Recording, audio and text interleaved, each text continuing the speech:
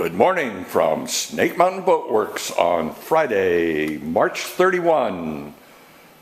April Fools is on the horizon, and the weather gods have decided to mess with our minds and send us a whole pile of wet, heavy snow as their greeting to us on April Fool's Day. But here's an update on the 1946 Brightside U22. Isn't that a sight for sore eyes? Yes, all of the plywood panels for the inner skin of the true 5200 bottom have been fit. They've been initially drilled. They've been sealed in multiple coats of clear penetrating epoxy sealer. The interior sides have received their first coat of Sandusky Chris-Craft red bilge paint, and as you can see, John's been working on fastening the bottom planks, the transom planks back onto the transom. Here we ran into some real issues. If you remember way back, when we released these two planks, we discovered a framework that was full of spaces, full of rot, misshapen, and simply was not serviceable any longer. So we have pretty much reframed the transom, certainly the outer edges of it, extremities of it, but also the bottom bow is new. The interior vertical frame members are new. And in the process, we squeezed, if you will, everything tightly together, refastened it as it was originally fastened. And at that point, we discovered that this plank that you can see laying on top of the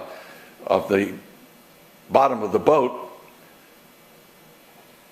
proved to be almost a half an inch too wide. It's clearly a replacement. I don't think the middle plank is a replacement. The graying patterns are pretty similar to the top board, but the bottom plank clearly was a replacement, and whoever worked on this just let the transom spread and then cut a board that fit an improperly structured transom framing system. So we are not replacing that plank. We need to shave that half inch off, but we won't do that until we have the plywood in place so that we can scribe the line and make sure that the plank is in precisely the correct position. Which leads me to the final component of this update, and that has to do with the original outer planking, which, if you remember, is cedar.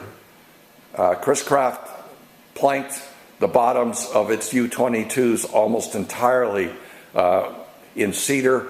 There'll be one mahogany plank on each side way up by the bow, where the plank extends above the water line and therefore will be finished bright.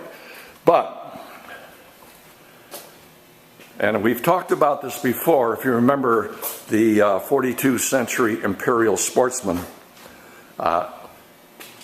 somebody at some point, probably the same guy that did all the other atrocities to this boat, decided to deal with leaks, a leaking bottom, by blessing the boat with 5200 between all the seams. Well, we need to use these as patterns. So I've won this prize. It's fallen to me to clean and scrape the 5200 off of all of the edges I'm using two tools in the process. Now, right here it appears that the 5200 has lost its adhesion, but that's not the case with most of these planks. I finished about 1, 2, 3, 4, 5 of them. I have many more to go. We have to clean these edges so that we have a pattern of the proper dimensions and nice clean edges for purposes of making our scribe lines. So I will spend today back at my station using a combination of the fine multi-master tool with the smooth edge blade to get most of the 5200 off, and then a heat gun or LCD heat gun and Sandvik scraper to clean the edges off to clean wood. If that's not enough, we also need to scrape the interior surfaces because they're so loaded up with grease and grime that working with them runs the risk of contaminating the new planking that we will be soon be installing. So as we gaze at the balance of the bottom panels and take another look at the two big panels that begin the new bottom, running from the stern almost probably 80% of the length of the boat. By this time next week, we could even be attaching some of the exterior planking. It has to be fabricated first, though, and that is a time-consuming and tedious job. It will require at least two of us working as a team to make sure that the new planks are precisely dimensioned to fit without leaving big spaces in the seams, and to fit at the keel and at the chine properly. So that's the update on the 1946 22-foot Brightside Chris-Craft U22 for March 31st. Thank you so much. Bye-bye for now from Snake Mountain Boat Works.